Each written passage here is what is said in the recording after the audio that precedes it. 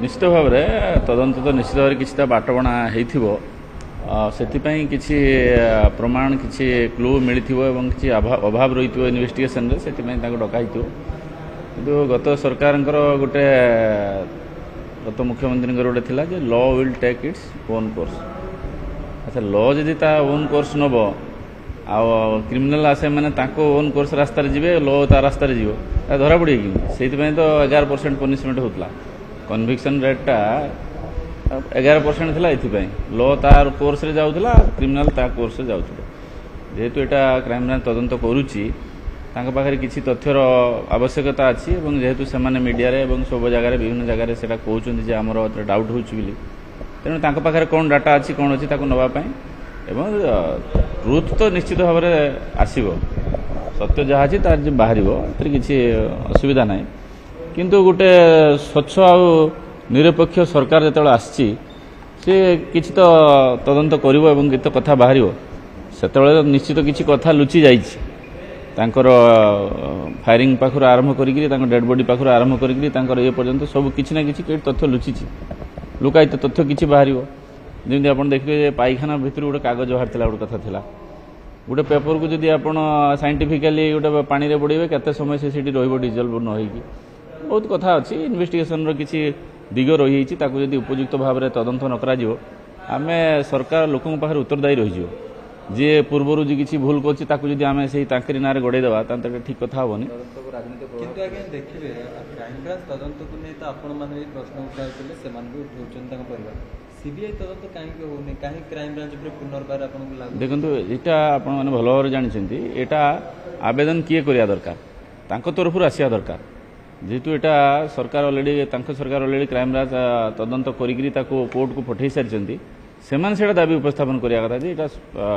CBI तदंत करू बोली से तो करूना सो मट बर एणे सेणे कहउछन बोली ताको आमे हमर क्राइम ब्रांच बर्तन ताको इन्वेस्टिगेशन करिया पय ताको पाखर किछि तथ्य नबा पय डाकिछि एतरे किछि असुविधा नाही जदि किछि बाहरिला सेमि मटेरियल बाहरला पुणी एक्सटेंशन हबो इन्वेस्टिगेशन निश्चित भाव थिबो नथिला आपण माने भल भाव जानिछि जेइटी किछि नाही आपण सेठी सब कथा बाहर कर पार्टी आप किट्रे एत कथा बाहर कले यहाँ कौन आगुरी नाला कि फिर आप मैंने आपण मैंने बाहर कले आप गोटे निरपेक्षता अनुभव कले आप जो फ्लोर रे जो जगह आसिक आप आज निर्भय विचरण कर डाटा नौ आप से जगह को आसवा सुजोग थिला कि तो निश्चित भाव में यहाँ हूँ प्रशासन शासन जमी लेजिस्लेटिव एक्जिक्यूटिव दी जनकर ये गोटे जगह जो लेजिस्लेटिव अच्छा एक्जिक्यूटिव अच्छा से जगह ही मीडिया रहिले से तृतीय स्तंभ से सब संग्रह कर नहीं नहीं नहीं नीरव रोता जदि आते कथा आम तो देखिले विधानसभा तो आर्गुमेंट देखते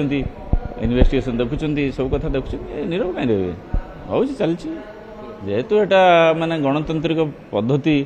एवं यहाँ तो क्या गोटे राजा शासन ना जन जा जन बांधि पकेब ता नियम अनुसार सब किसी हम चली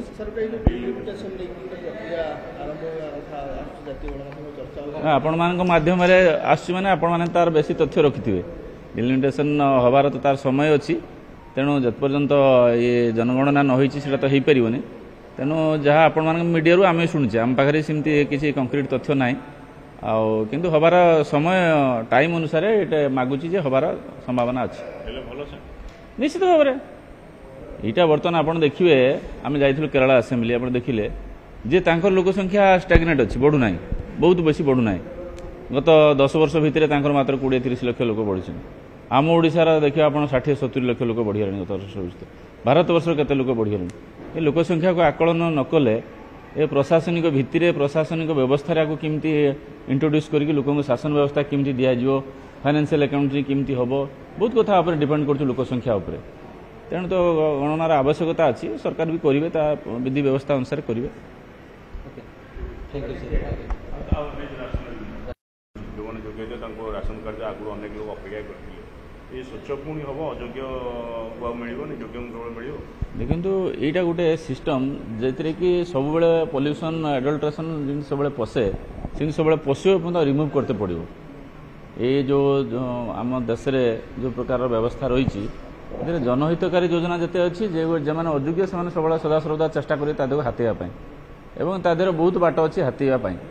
तेणु जी सब हाथी 24 वर्ष धरिकी से सब बाहर फेर भी भितर भी किए किए पशि पारती पुणी भी सफा करने पड़ो ये गोटे it will be regular practice ଆପଣ ସ୍ୱଚ୍ଛ ରଖିବା ହେଲେ ଆପଣଙ୍କୁ ସବୁବେଳେ କ୍ଲିନ୍ କରତେ ପଡ଼ିବ। ଆପଣ ଘରଟାକୁ ଯେତେବେଳେ ଆପଣ ସଫାସୁତୁରା କରୁଛନ୍ତି ଫେର 7-8 ଦିନ ପରେ ତ ଫେର ଆଉଥରେ ସଫା କରୁଛନ୍ତି। ସେମିତି ଏ ବ୍ୟବସ୍ଥାଟା ଯେତେବେଳେ ରହିଛି ତାକୁ ବାରମ୍ବାର ସଫା କରିବାଟା କ୍ଲିନିଂ କରିବାଟା ଆବଶ୍ୟକତା ଅଛି। ଯିଏ କ୍ଲିନିଂ ନ କରିବ ବହୁତ ଦିନ ଧରିକି ସେ ପୁରା କରପ୍ଟ ହେଇଯିବ, ସରକାର ହେଇଯିବ। ତେଣୁ ଯେତିକି ଜନକଲ୍ୟାଣକାରୀ ବ୍ୟବସ୍ଥା ଅଛି ତା ଉପରେ ସ୍ୱଚ୍ଛତାକୁ ରଖିବା ପାଇଁ ହେଲେ ତାକୁ ବାରମ୍ବାର ସଫା କରିବା ପାଇଁ ପଡ଼ିବ। ଶୁଣନ୍ତୁ, ବିରୋଧୀ ତ ତାଙ୍କର ଅଭିଯୋଗ ସବୁବେଳେ କରନ୍ତି, ସବୁବେଳେ କରିବେ। ସେ ନିଜେ ବି କହୁଛନ୍ତି ଯେ ବିରୋଧୀ ଦଳର କାମ ହେଲା ସରକାରଙ୍କର ଭଲ କାମକୁ ବି ଆମେ ବିରୋଧ କରିବା। ଆପଣ ଦେଖିବେ ତାଙ୍କର ଚିଫ୍ ହୁଇପ୍ କହିଛନ୍ତି ଯେ ସରକାରଙ୍କର ଭଲ କାମକୁ ବି ଆମେ ବିରୋଧ କରିବା। ତାର ବିରୋଧ କରିବା ସେଥିରେ କ'ଣ ଅଛି, କିନ୍ତୁ ତା ମାନେ ସେମାନେ ବିରୋଧ କରିବେ ବୋଲି ଆମେ କିଛି କାମ କରିବାନି କି? ତେଣୁ ଦଳୀୟ ଭିତରେ ହେଉଛି କି ଜନସାଧାରଣଙ୍କ ହିତରେ ହେଉଛି, ଆଉ ସେଇଟା ତାର ପୁଣି ପର ନିର୍ବାଚନ ଜଣାପଡ଼ିଯିବ। ସେମାନେ ଦଳୀୟ ଭିତରେ କରୁଥିଲେ ବୋଲି ତାଙ୍କର ଅବସ୍ଥା ଏହା ହେଲା। ଆମେ ତାକୁ ଦେଖିକି ଆମେ ଯଦି ଦଳୀୟ ଭିତରେ କରିବା ଆମ ଅବସ୍ଥା ସେୟା ହେବ। ଆଜ୍ଞା, ଆଉ ଗୋଟିଏ ନଡ୍ଡା କାଲି ଆସିଥିଲେ, ଆପଣ ମଧ୍ୟ ଦଳୀୟ ବୈଠକ ନେଇଛନ୍ତି। ଆଶା କି ଖୁବ୍ ଶୀଘ୍ର ସଭାପତି ମନ୍ତ୍ରୀ ପରିଷଦ ସଂଗଠନ, କାହିଁକିନା ଆପଣମାନଙ୍କ ଭିତରେ ବି ମଧ୍ୟ ମନ୍ତ୍ରୀ କିଏ ବି ହେଇପାରେ। ଦେଖନ୍ତୁ, ସରକାର ଗୋଟେ ଆଉ ସଂଗଠନ ଗୋଟେ ଦୁଇଟା ଭିତରେ ସମନ୍ୱୟ ସୃଷ୍ଟି କରି ରଖିବାଟା ଗୋଟେ ଆମର ଆବଶ୍ୟକତା ଅଛି। ଆମର ଯେହେତୁ ଗୋଟେ କ୍ୟାଡର ଭିତ୍ତିକ ପାର୍ଟି, ସାରା ଭାରତବର୍ଷ ନୁହେଁ ସାରା ପୃଥିବୀର ସର୍ବବୃହତ୍ ଦଳ। ତେଣୁ ଏ ଏତେ ବଡ଼ ଦଳକୁ ତାର ଗୋଟେ ସମ୍ବିଧାନ ଅନୁସାରେ ତାର ଗଣତାନ୍ତ୍ରିକ ପ୍ରକ୍ରିୟାରେ ତାକୁ ମେଣ୍ଟେନ୍ କରିବା ଭାରି କଷ୍ଟ କଥା। ତେଣୁ ରାଷ୍ଟ୍ରୀୟ ଅଧ୍ୟକ୍ଷ ଆସିଛନ୍ତି, ପୁଣି ରାଜ୍ୟମାନଙ୍କରେ ସବୁ ପ୍ରଦେଶ ଅଧ୍ୟକ୍ଷ ବଛା ହେଉଛନ୍ତି, ଜିଲ୍ଲାରେ ଜିଲ୍ଲା ଅଧ୍ୟକ୍ଷ ସବୁ ବଛା ହେଉଛନ୍ତି। ଏ ଗୋଟେ ପାରମ୍ପରିକ ପ୍ରୋସେସ୍ ପ୍ରତି 3 ବର୍ଷରେ ହେଉଛି। ତେଣୁ ସେହି ପ୍ରକ୍ରିୟା ଚାଲିଛି। ସେଥିପାଇଁ ସେମାନଙ୍କର ବାରମ୍ବାର ଗସ୍ତ ଏବଂ ତାକୁ କି ପ୍ରକାର ସ୍କ୍ରୁଟିନାଇଜ୍ କରାଯିବ କିମ୍ବା କି ପ୍ରକାର ଭାବରେ ସଂଗଠନର ଦାୟିତ୍ୱ କାହା କାନ୍ଧରେ ଦେଲେ ସେ ଆଗକୁ ନେଇପାରିବେ, ସେ ବ୍ୟବସ୍ଥା କ୍ରମରେ ଚାଲିଛି। ସେଥିପାଇଁ ତାଙ୍କର ବାରମ୍ବାର ଗସ୍ତ ଅଛି, ଏଥିରେ କିଛି ନୂଆ କଥା ନାହିଁ। କାଲିର ବୈଠକ ଆପଣଙ୍କୁ ଗୁରୁତ୍ୱ ଦେବ ନିଶ୍ଚିତ ଭାବରେ। ଏଇଟା ଯେହେତୁ ଡିକ୍ଲାରେସନର ପୂର୍ବବର୍ତ୍ତୀ ଅବସ୍ଥା ଅଛି, ନିଶ୍ଚିତ ତାଙ୍କର ଉପସ୍ଥିତି ନିଶ୍ଚିତ ଭାବରେ ଗୋଟେ ସ୍ୱଚ୍ଛ ଏବଂ ନିର୍ମଳ ଏବଂ ଗୋଟେ କେପେବୁଲ ଲିଡର ବାଛିବାରେ ସଂଗଠନକୁ ତାଙ୍କ ହାତରେ ଦେବାରେ ନିଶ୍ଚିତ ଭାବରେ ସକ୍ଷମ ହେବ। Okay, thank you.